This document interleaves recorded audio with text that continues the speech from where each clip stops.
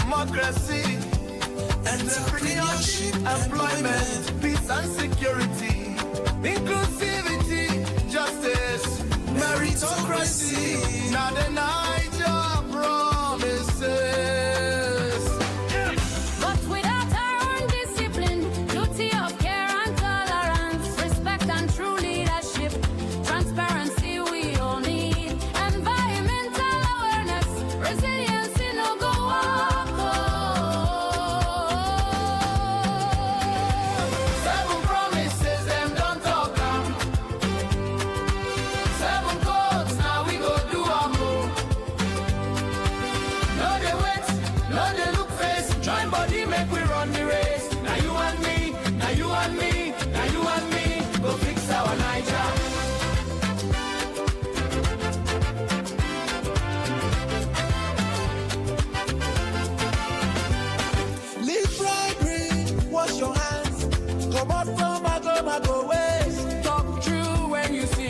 Security concern now all of us.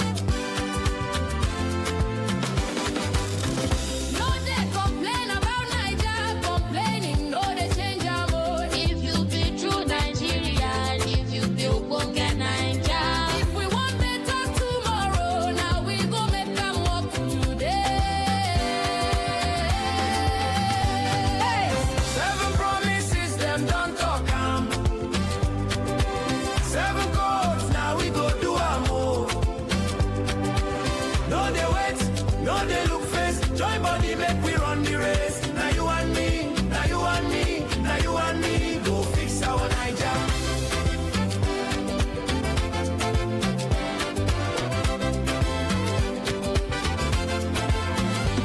Akwa Ibom, Bayelsa, Cross River, Delta, Edo and Rivers.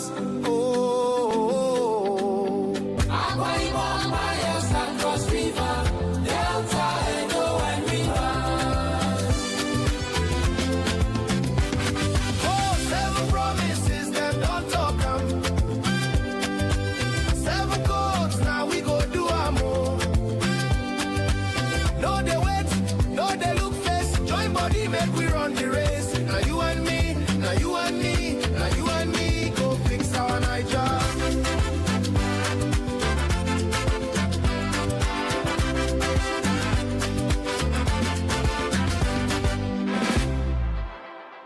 If we be true Nigerians, we go rise hand in hand, uphold the 7 for 7 agenda for Niger, our hope, our pride, and our strength.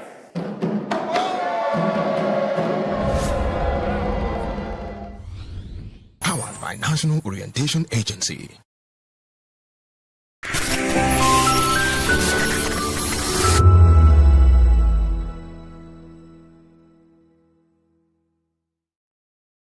This is African News on Voice of the People Television, where we don't just bring you the news, we bring you Africa's heartbeats, the policies that shapes our world, and the economy that determines our future. African News on Voice of the People Television. Stay with us. VOP TV. Now you have more than a voice.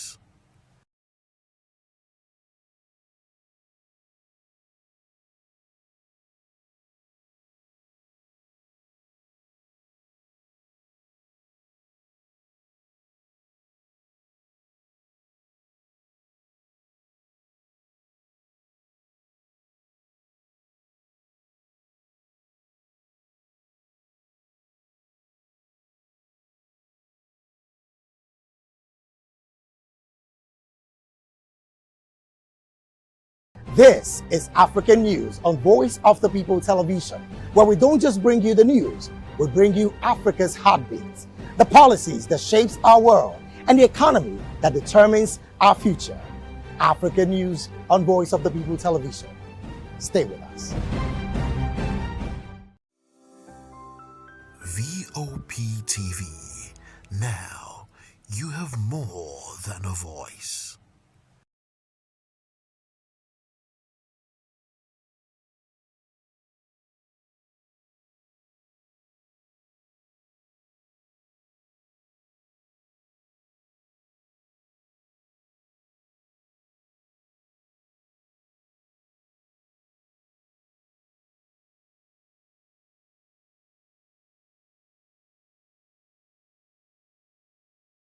we encourage you to click on the like button and subscribe to our YouTube channel. We are Voice of the People TV. Also follow us on all our social media platforms. We are at VOPTV Live. Visit our website www.vop.ng for fresh and trending news. Also watch us live on SLTV channel 264, VOPTV, Voice of the People Television. This is African News on Voice of the People Television, where we don't just bring you the news, we bring you Africa's heartbeats, the policies that shapes our world, and the economy that determines our future. African News on Voice of the People Television. Stay with us. VOP TV. Now you have more than a voice.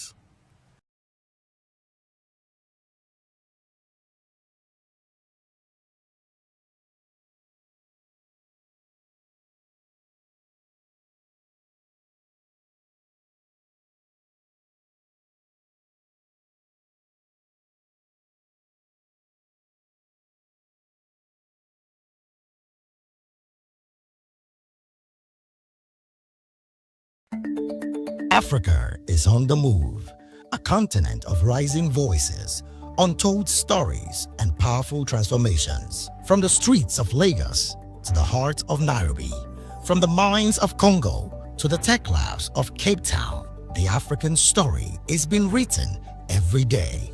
Bold, dynamic, unstoppable. This is African News on Voice of the People Television.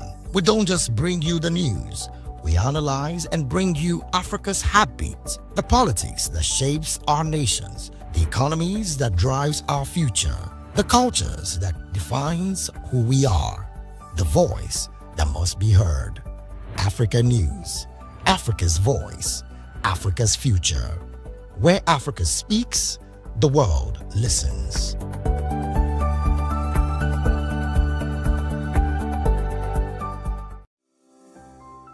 VOP TV. Now you have more than a voice.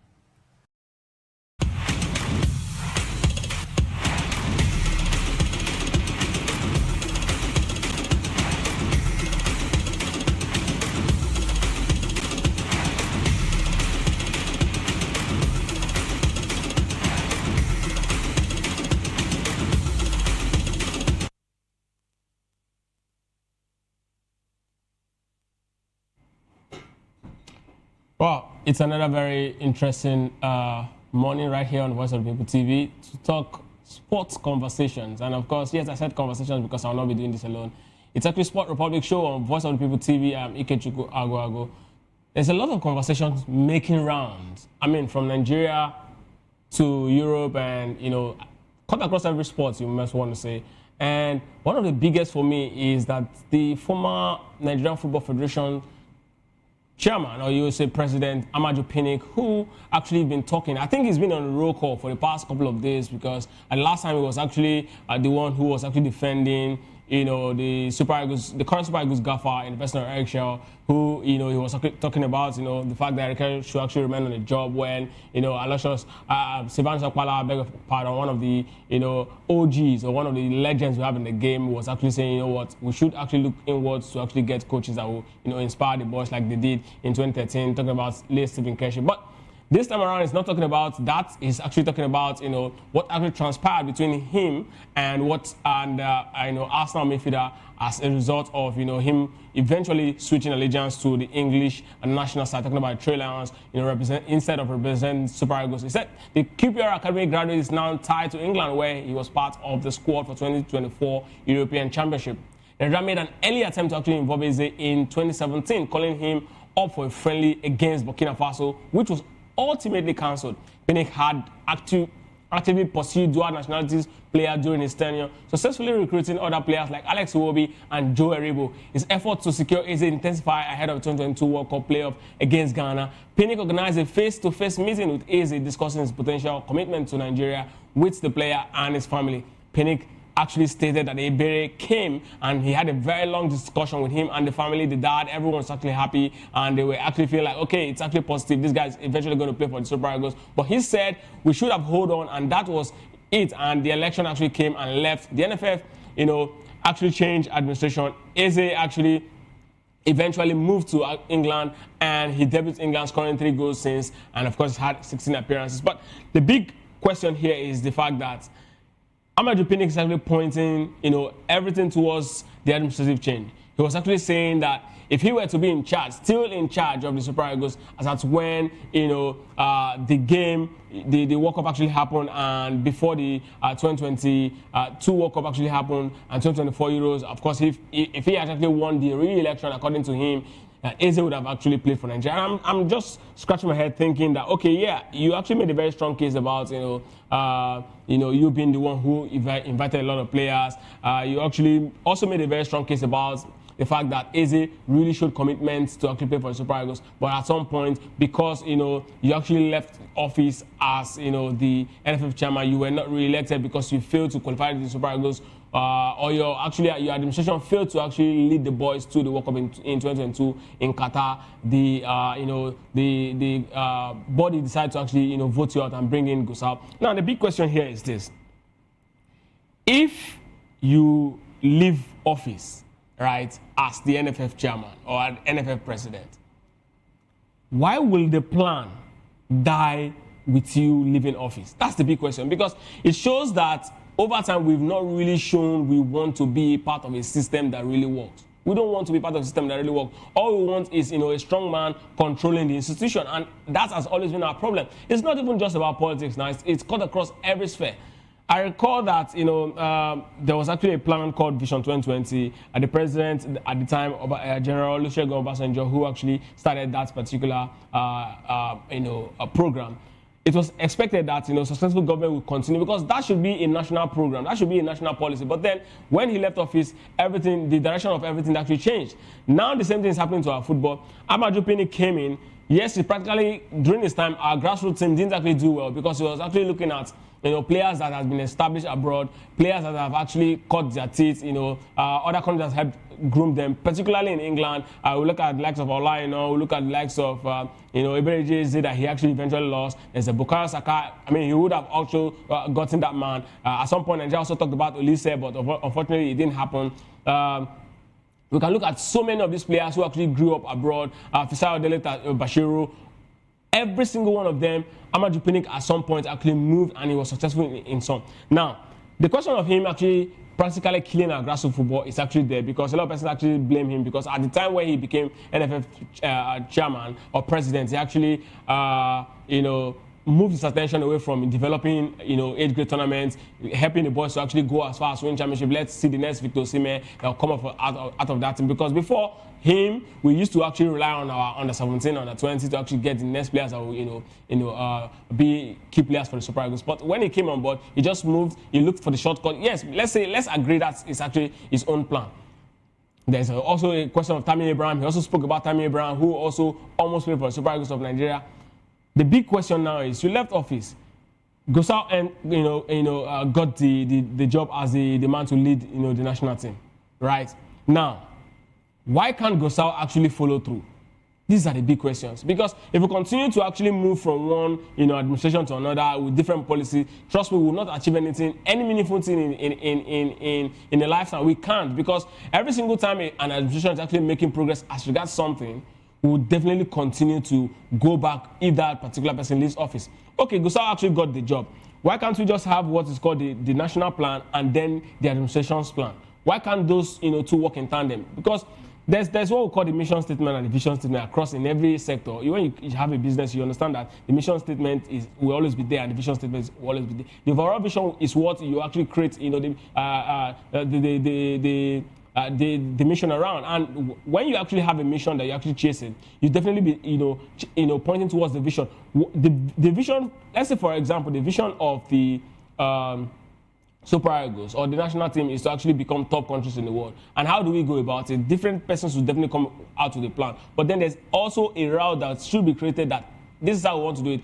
If you decide that, okay, you want to get this top crop of players first to establish national team and make it a big brand, and then start, grooming the underage team so that, from there we can have a proper, feeder team, and then you move next to the league. If that's exactly what the structure is, why can't Gusau also continue from where he stopped, bring in a lot of more players who are actually of good quality, and then let's have a very strong team that's going to be of brand? Because the truth is, when a country is when it comes to, I'm talking about football now, when a country is of big brand, right? When the brand is appealing and attractive for everyone, every player across the world will want to be part of it. I mean, everyone loves success, so people want to come. Like they say, success has many friends and failures are not fun. So everyone wants to come and part of it. Everybody wants to, jump on it. Everybody wants to actually have a piece of it. And that you will not even beg people to come part of it, and then you start working on it. But when Gusau came on board, and this is no fault of Gusau, I'm not even a fan of Gusau, but this is no fault of Gusau. When Gusau came in, because I want to believe that plan was not, his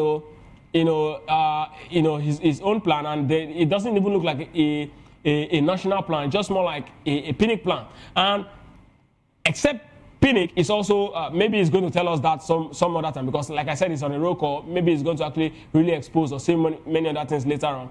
But except Pinnick is saying that he actually gave Gusau the succession plan of that particular thing to actually follow through, then trust me, I don't think we actually have, we're actually very serious about developing our football. And I mean, trust me, Eze is actually a very big miss, because this guy is top quality. Imagine an Eze in the midfield with Alex Iwobi at the point where Alex Iwobi is actually giving us, at the best part of himself. And just imagine Nigeria eventually find a way to actually bring the likes of Olise, Saka in the national team. I mean, Tammy Abraham. I mean, all of these guys, being part of the Super Eagles team. I mean, Fikayo Tomori. We've got players who can actually hold their own in the biggest of state. But it's so unfortunate that, at this point, this is the kind of conversation we have. I just hope we actually learn from it and, learn to move forward from stuff like that. But away from that, I'm still talking about Nigerian football. And again, another man who we'll be talking about is the man who was actually appointed as the coach of the Super Eagles at the point when Amadou Pinnick was still very much in charge of the national of running our football, right? When he was actually the president of the NFF, he actually hired, a man who was his guts. You might not like the way he puts his words, but Olise is one man who doesn't mind sword when he speaks.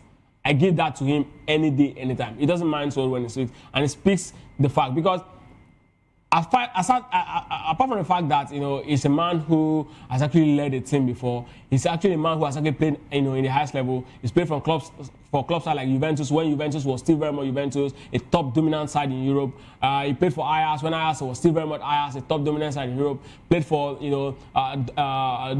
Dortmund, also played for Bochum. So you look at him and you know that yes, this guy's had huge spell and successful career. Now, what is Sonny Olise talking about when he mentioned that Lookman's transfer, is going to actually inspire the next generation? See, it's the way football works, right? When you actually have a country, or when you actually have, top players in your national team playing for top club sides in Europe, week in, week out, something happens to, the football naturally. One, a lot of spotlights will be on that particular country. Scouts will start looking out for, possibly the next Lookman in that particular country. Unfortunately, yes, we might argue that Lookman wasn't groomed by the Nigerian soil, but then he's playing for Nigeria, so that means that attraction would definitely be spurred towards Nigeria as a country. Two, another thing that Olise's statements actually means is that when a player is actually playing at a top club, right, it naturally positively affects the country's rankings when it comes to football.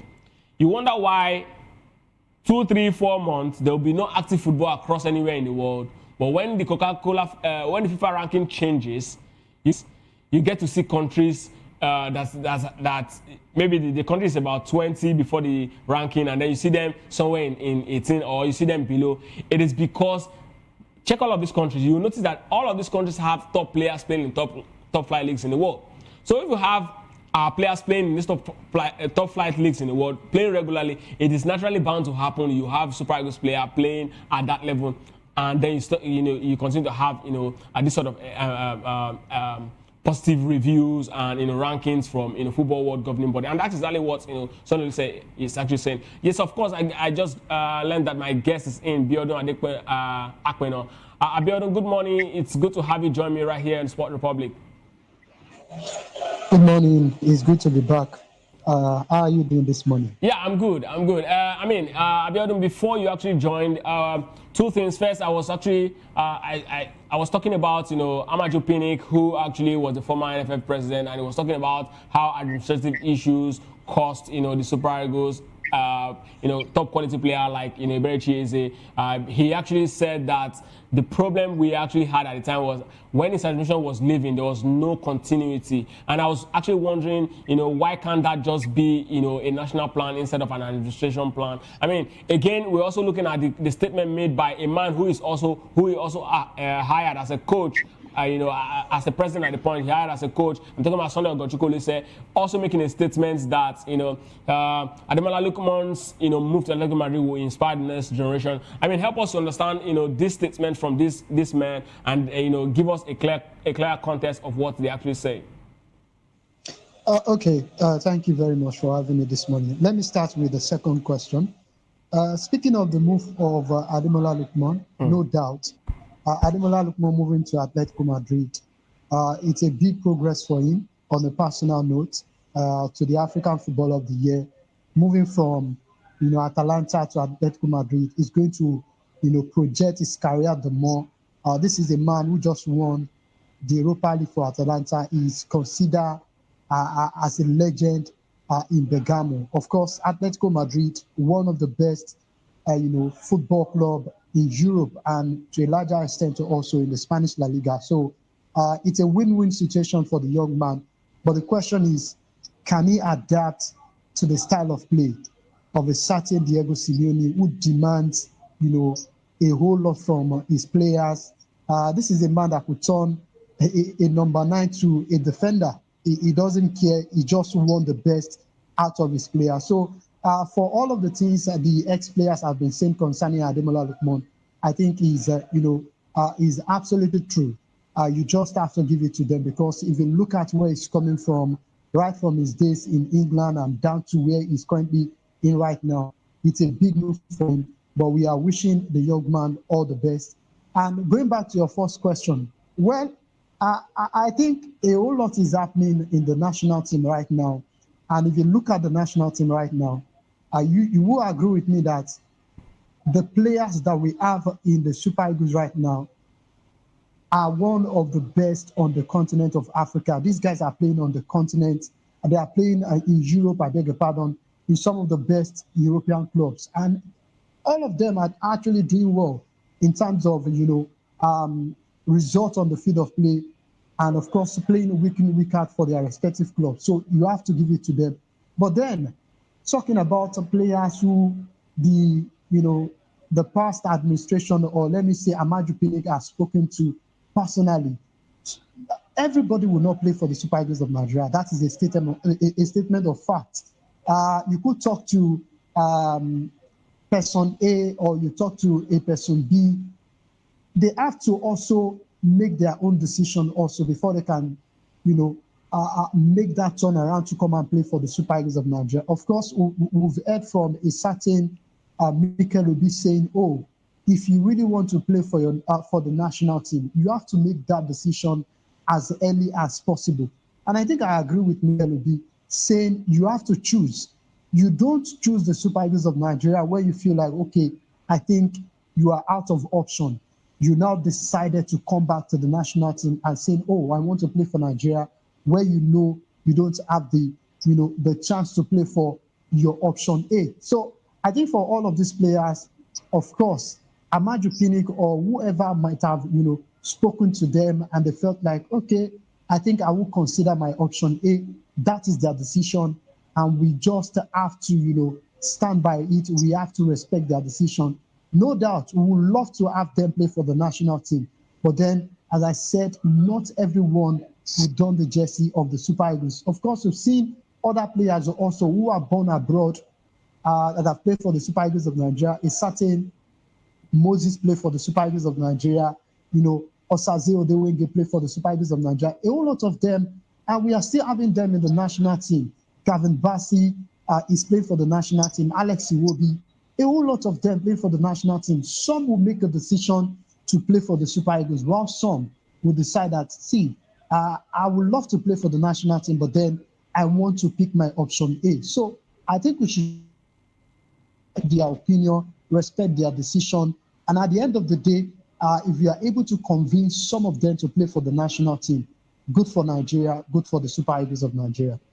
Absolutely good for Nigeria, good for the Super Eagles of Nigeria, and of course the nation will definitely benefit from the quality that they will be bringing in the long run. But then away from that, let's still talk about what concerns England, because virtually most of our players are actually coming from England. And last night, Manchester City completed a 5-1 aggregate win over holders Newcastle to set up a Carabao Cup final against the Arsenal. I mean, Omar Mahmoud scored twice early on before Tijani Rangers put the outcome beyond doubt before the first half was through. Newcastle made a better feast of it after the interval with Antonio Elanga pulling one goal back, but the tie was already a lost cause at the time. Omar Mahmoud opened City scoring clash with Newcastle, nodding his second from Antonio Semenyo's center after Rangers' powerful run from the deep. Netherlands international midfielder regularly found space in behind Newcastle midfield, leading to the third goal as well. Rangers finished his chance himself after being fed by Semenyo. Newcastle's grip on trophy that ended their 70-year wait for major domestic silverware has been relinquished. It is Pep Guardiola's Manchester City who will contest the final against Premier League leaders Arsenal on the March 22nd at Wembley. And of course, the man of the match, Omar Mahmoud, this is actually one of the best nights for him. And of course, this was Mahmoud's third start for City since his return from African Cup of Nations. And in light of City's busy schedule, his presence offered Guardiola's better option moving forward. I mean, Abiodun, you actually saw that game yesterday. I mean, what's your expectation for the finals? But before you talk about your expectation for the finals, tell me exactly that Manchester City side that you actually saw. It's not actually a very strong lineup. There was actually no Erling Haaland at the start. I mean, the defense line, there was even no McGay, but somehow they put a 3-0, first half against Newcastle, and they actually got their tickets straight to the final. Tell me about that Manchester City side. Have you seen an improvement so far, considering the last game against Newcastle, against Tottenham Hotspur, where they were actually 2-0, and they actually lost, the lead in that particular game? Well, I wouldn't want to say I've seen a whole lot of improvement with this Manchester City team. We know they used to be, the go-to team when it comes to major game, major tournaments. And so far, so good this season.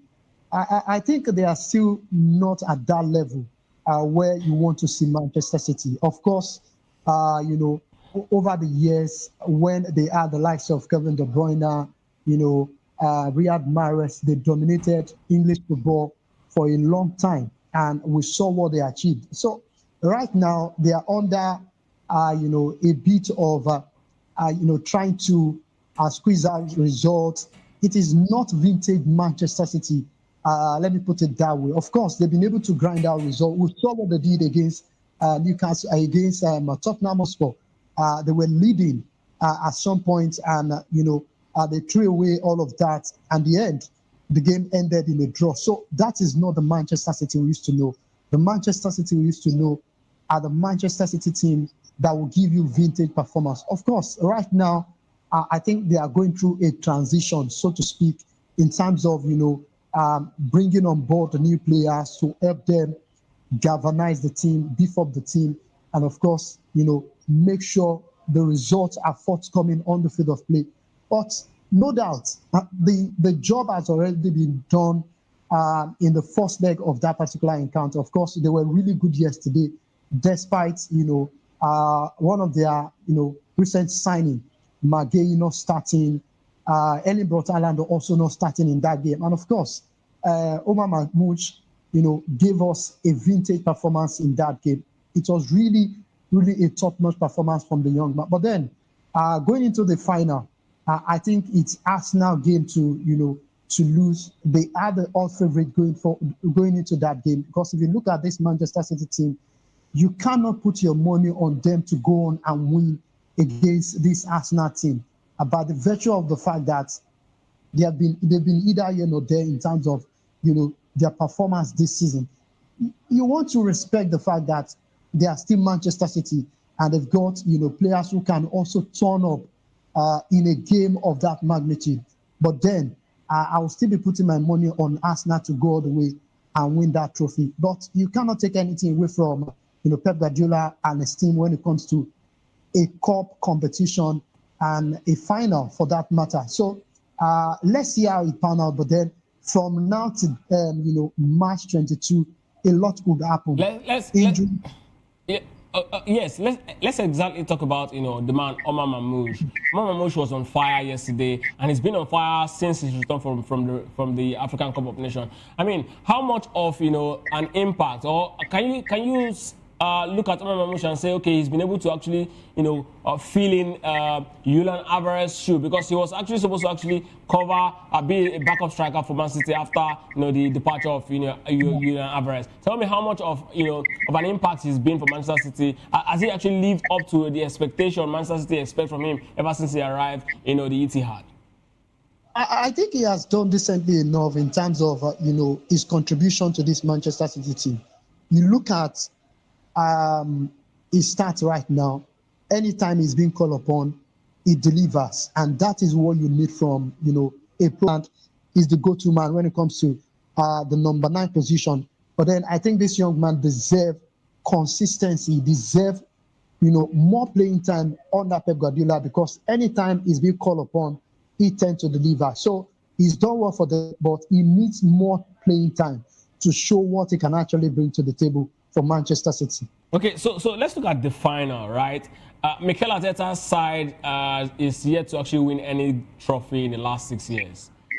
Pep Guardiola, as a manager, this particular championship used to be, what he actually eats for breakfast. You recall that he's the only manager that has won it 4 times in the bounce in the last 20 years. He's done it, and this is another time for him to actually get to the final to actually prove that yes, this Manchester City is not just all hype. There's still something that these guys can actually win. Now, we're looking at both sides, both teams that have not won trophy, at least in the last 2 years. Man City is in transition, like you said. There's a lot of changes. Most of the players now, the current crop of first-team players are yet to actually test, real victory. They are yet to actually lift trophies. Now, for the citizens. Now we are looking at both sides. They want to actually make a mark for themselves in this particular championship. So tell me, this particular final, what does it mean? What does it mean to both teams if either of the side win it, and how much of an impact is it going to do for them, spurring them forward through to the end of the season, as they both chase, the 4 trophies, still very much active in all 4 of them? Well, I think it means a whole lot to both parties. Let me start from the Arsenal camp. Mikel Arteta is under a lot of pressure right now. He needs to win something. You just have to win. He cannot fail. Because if you look at how Arsenal has invested in that team, they've been able to invest in the Arsenal team. This is not the Arsenal we used to know under a certain, the legend himself, Arsene Wenger. This is not an Arsenal side that will go into the transfer market at the tail end of the transfer market. Arsenal under Mikel Arteta have invested a whole lot, and he needs to win something. Of course, this serves as a perfect avenue for him to actually lay his hands on a major trophy. Of course, you want to say, well, it's the Carabao Cup, but then you have to win what is in front of you before you can go for another. So the Carabao Cup is what is in front of him right now. He needs to get his hands on that, and then you focus on other competition also. They are still very much in the FA Cup.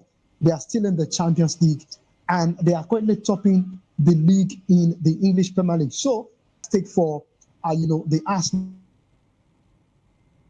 Mikel Arteta, because of what the hierarchy has been able to invest in the team. If he fails to win a major trophy this season, I don't know if they are going to consider sacking him, but then, in my opinion, I think he deserves to be sacked if he failed to win something tangible. And speaking of Manchester City, well, there have been talks about Pep Guardiola, leaving City at the end of his, contract. And he would definitely want to leave on a high note. We know what Pep Guardiola has been able to achieve for Manchester City since he came on board. He's the biggest manager to ever be in charge of this City team. No doubt. But then, he definitely wants to win.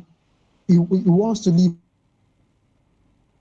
To do that is to secure this trophy for the fans, secure this trophy for the new set of players he is building for the next manager to come on board. The players will also want to have that feeling of winning a trophy for Manchester City.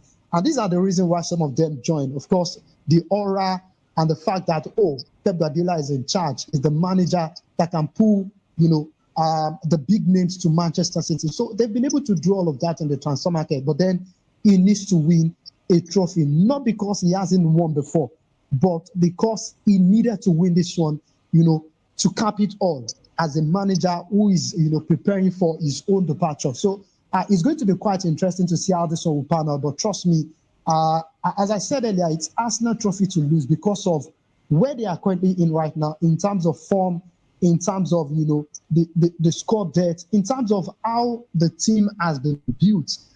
They've been very, very consistent in terms of their performance.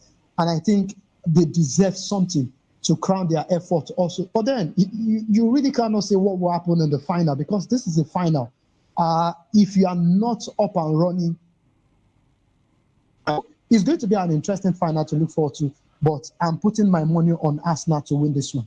Yes, absolutely putting your money on Arsenal to win this one. But away from that, let's still talk about stories that concern England and the team that Manchester City will be playing next in the Premier League, Liverpool. As the manager Arne Slot insists that playing attractive football is worth more than winning trophies in the long run. After securing Premier League titles in the first season with Liverpool, now finds itself in 6th place, 14 points behind leaders Arsenal, despite spending £450 million to strengthen the squad. The team's current performance raises concerns about their chances of securing silverware this season, relying on upcoming FA Cup and Champions League matches. In a recent discussion on Liverpool's channel, Slot actually emphasized his desire for an intensive style of play that excites fans. He acknowledged that not all supporters find the current football enjoyable, and he agrees with the criticism. Why trophies are important, being in a club that represents good football holds greater value in the long term. This is exactly the words of Liverpool's manager Arne Slot. With Liverpool facing Manchester City next, the pressure is on Slot to demonstrate his vision for entertainment football.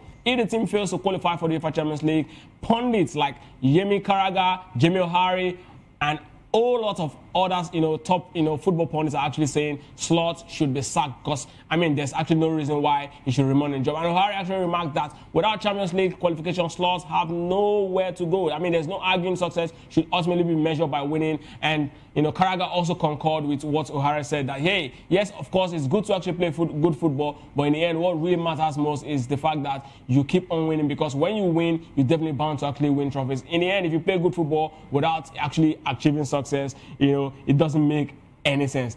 Abiodun, help us make sense of what Arne Slot is actually saying. He's actually saying that in the end, what really matters most is enjoy the game. Either you win, you lose, or you actually draw. It doesn't matter how many trophies you actually got, but what makes you, the fulfillment of the game is actually how beautiful the game is played. Do you agree with Arne Slot? Honestly, because I don't know, at the end of the day, you are appointed as the manager of the club to achieve success, to win trophy for the club. So if you are saying you only want to prioritize playing good football, you are indirectly telling them that I'm here just to play good football and not achieve success. It doesn't make sense to me. As a football manager, your dream is to achieve a lot for whatever club you are in charge of. And for me, I think Arne Slot is not making sense. It's not making sense. And this is him giving, the likes of Jamie Carragher and others, an avenue to attack him. Do your job on the field of play, on the touchline. You want to play good football, fine. But make sure you prioritize achieving success for Liverpool. Liverpool is a top club. You cannot tell the fans that we only want to play good football and we are not going to compete for the title. We are not going to compete for the trophy because we are playing good football. It is not acceptable. Nobody, supporting the round leather game, we accept that kind of statement. Never. Fine, if you want to play good football, it is an addition to whatever you want to achieve with the club. So I think it should prioritize winning trophy rather than saying, oh, we want to play, he wants to play good football and not focus on achieving success with the Liverpool team. It's actually very sad that, Arne Slot's actually making. I just hope that, he's not just saying this to put himself in a position where he's going to actually get eventually sacked, because I mean Pep Guardiola plays. I dare say, right, in the last 20 years, Pep Guardiola scored the most attractive style of football, and he's won a lot of trophy. So I mean, to back it up, you can't be playing attractive football without trophy. It doesn't even make any sense. In the end, whatever the fans are actually spending money on is the fact that they want to see you win. So if you continue to play attractive football without winning, you're just not different from clubs like Brighton in England. With due respect to them, they play good football, but I mean, what's the end of it? A lot of money is being spent. Why are they now acquiring top talents to be part of the team, spending a lot of huge money on wage bills, and in the end you're actually talking about all of this? It's quite fun. But then away from football stories, let's go straight to boxing. And the Nigerian Boxing Federation has announced the list of boxers who represent the country in the inaugural African Boxing League, set to kick off in April.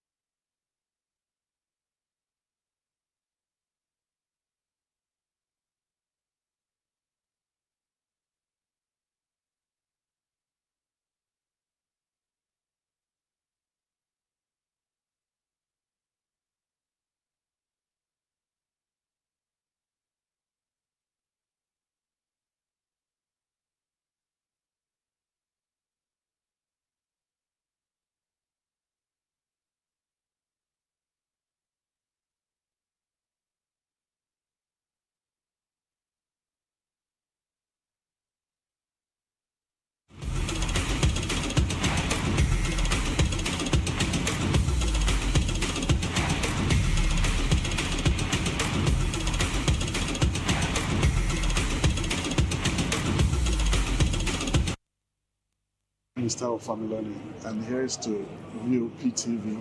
Keep watching, stay tuned, do not touch that dial. My name is Made Kuti, and you're watching BOP TV. Keep watching. Welcome, my name is Zika Davis. Distinguished ladies and gentlemen, boys, viewers, everybody, boys and girls. This is VOP TV. Do you know what that means? Voice of the People TV. You don't have a voice, don't come here. You better make sure your voice is heard.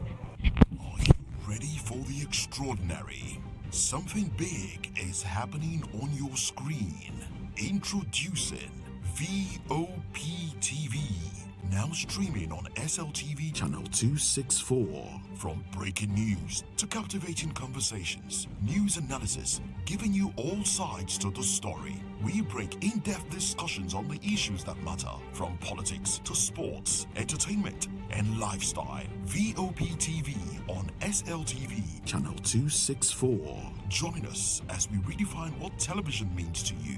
Voice of the People Television, VOP TV.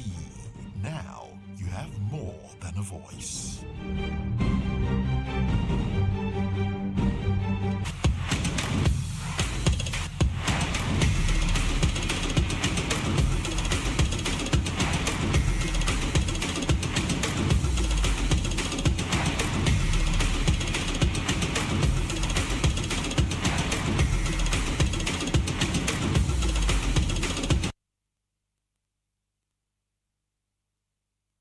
Sorry for that breaking transmission. And of course, yes, we are back. And this is very much the Sport Republic. If you just join us, I'm Ikechukwu Agwa. We've been talking about lots of conversation concerning, sport generally, and we just talked about the the inaugural African Boxing League, which is actually about to kickstart, and Nigeria actually named, a total of over 40 contingent that will be, going to, represent Nigeria in particular championship. Hopefully, the Nigerian Boxing Federation will definitely come with glory. I just hope that in the end, we're definitely going to be seeing something so huge that will come out of there and develop our boxers. We want to see actually, top talent emerge as heavyweights right from here, from Nigeria, and bring, top class world bouts down home. I mean, we always see, big fights right there in England. We see fights in Saudi Arabia. We see fights in the US, top fights. Even when Simon Peters was still very much at the top as well, he also actually didn't bring a major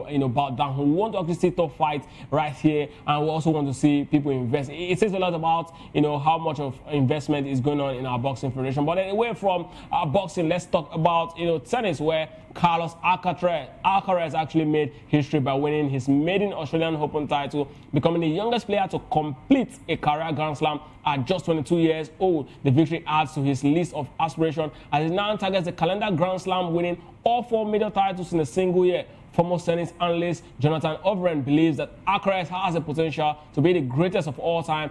Given his impressive combination of skill and determination, Alcaraz has already set his sights on capturing the next French Open. While acknowledging the challenge ahead, Alcaraz expressed a desire to actually take one match at a time, emphasizing the focus on the next tournament rather than overreaching goal of a Grand Slam. With his win, Alcaraz joins an elite group of only 9 men who have achieved a career Grand Slam, and he is on a pace to potentially surpass all-time records holder by legends like Roger Federer, Rafael Nadal, and Djokovic, who are actually top guys when it comes to the tennis world. But then it's so huge for the 21 years man. Abiodun, I mean, you watch this young man week in, week out, and you also saw how he was actually dominant on the court against Djokovic in the last final right there at the Australian Open. Now he's actually completed a career Grand Slam. He's aiming for a calendar year Grand Slam. Looking at him and how he's actually been performing so far, tell me from where you stand, right? This is still very much February, right? And we are looking at 3 major tournaments still very much coming. We're talking about the Wimbledon, the US Open, and the French Open. Look at all these 3 championships. Do you really see a major competition? Someone who is strong enough to actually stop Alcaraz from actually getting that calendar Grand Slam this year? Let me use this platform to congratulate Carlos Alcaraz once again. A great, his rise has been quite encouraging, and to young boys out there who are dreaming of playing tennis also, I think they should take a cue from whatever Carlos Alcaraz has been able to achieve for himself in a short time. In his tennis career, this young man has been able to achieve a whole lot, and that is down to hard work, dedication, and of course being consistent on the court. Going back to the final of the Australian Open, the legend himself, who is also targeting his 25th major Grand Slam title. There's a lot at stake, and of course, Carlos Alcaraz also wanting to, break that record also of over 85 years or thereabouts by a certain Borg who has been holding that particular record for over 85 years. So Carlos Alcaraz, at the end of the day, was able to break that record, and it was a battle to the end between him and Novak Djokovic. And you could tell that this man is not in this game to joke around. He definitely wants to achieve whatever he can lay his hand upon, and he's been able to do that consistently. So I'm really happy for him. But then going back to that game again, you want to say he was a deserving winner of that particular Grand Slam, because if you look at how he started the Australian Open, he's been very, very consistent. He's been phenomenal. Even when he was suffering, some sort of cramp, there were reports that he's suffering, a leg injury and all of that. But he was able to, put all of that behind him, and he went all the way to win the Australian Open. So once again, congratulations to him. But talking about where this man could go to in terms of his achievement, trust me, he's got the world on his, on his ends right now. There's no limit to what this man can achieve, actually. Sorry, let me really butch in right now. Do you really think he's got what it takes to actually complete, a calendar year Grand Slam? Because that's exactly what, a lot of persons are actually looking at this point. I mean, I was actually listening to Songa, one of the greats of his own generation. He was talking about how there's no competition in this era, that back in his time, there was actually a Djokovic, a Federer, a Murray, a Medvedev. all of these guys are competing at the highest level, but now they seem to be just, himself and Yannick Sinner. And of course, in the last just concluded Australian Open, Yannick was actually defeated by, the venture man who actually lost to, the Alcaraz we're talking about now. So do you really think with what we've seen so far on ground, is it possible for him to actually go all the way to actually pick up that, major calendar year Grand Slam? Can, because of where this man is coming from. He's been very consistent, and you have to give it to him. Bar injury, you look at what he brings to the table. Now, the next major Grand Slam is going to be the French Open, which is one of the best ground for Carlos Alcaraz. And you just want to look at what he's been very consistent, and you definitely want to give it to him. No disrespect to other, players also, the Yannick Sinners of this world, Alexander Zverev, Dani Medvedev, and, other players. But then they've not been able to give us the consistency of a Carlos Alcaraz. Of course, Yannick Sinner also has been up there in terms of, the consistency.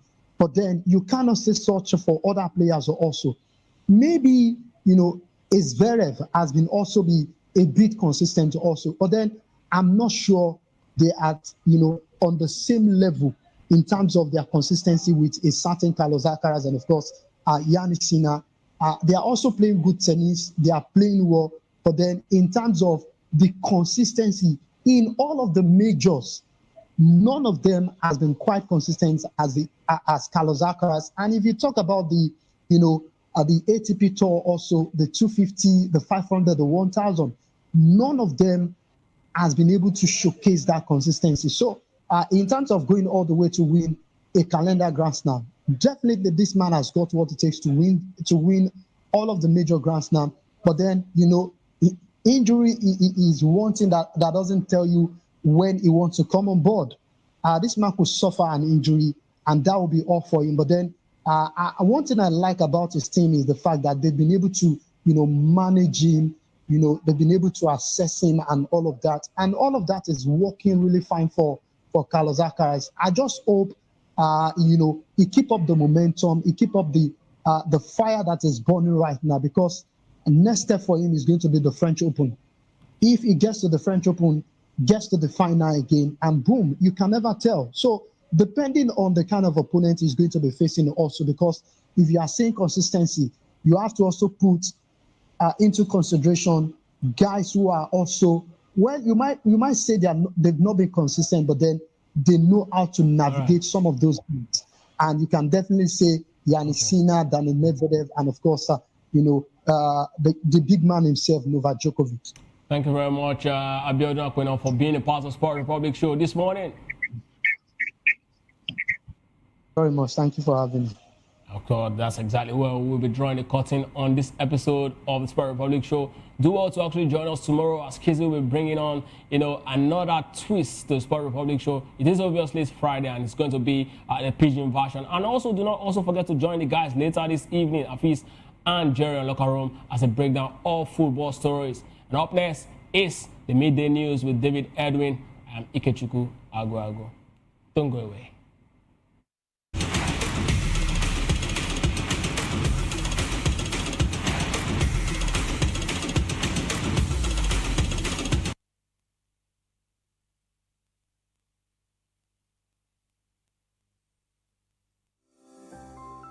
VOP TV. Now, you have more than a voice. In a world where power shapes with every headline. In a nation full of questions.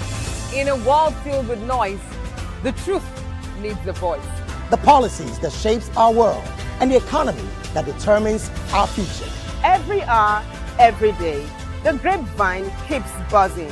And together, we are committed to telling the stories that shape our world, because your voice is our focus. Don't forget, our voice matters the most. Let us come together and share our concerns.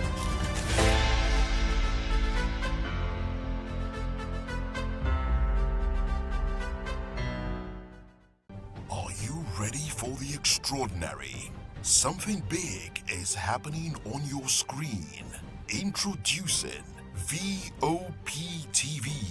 Now streaming on SLTV channel 264. From breaking news to captivating conversations, news analysis, giving you all sides to the story. We break in-depth discussions on the issues that matter, from politics to sports, entertainment, and lifestyle. VOP TV on SLTV channel 264. Join us as we redefine what television means to you.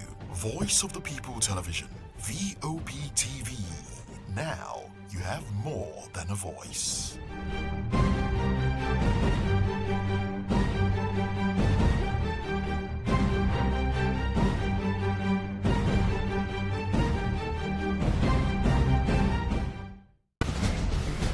Join us as we drive into the world of politics through insightful interviews with prominent political figures, both serving and former governors, ministers,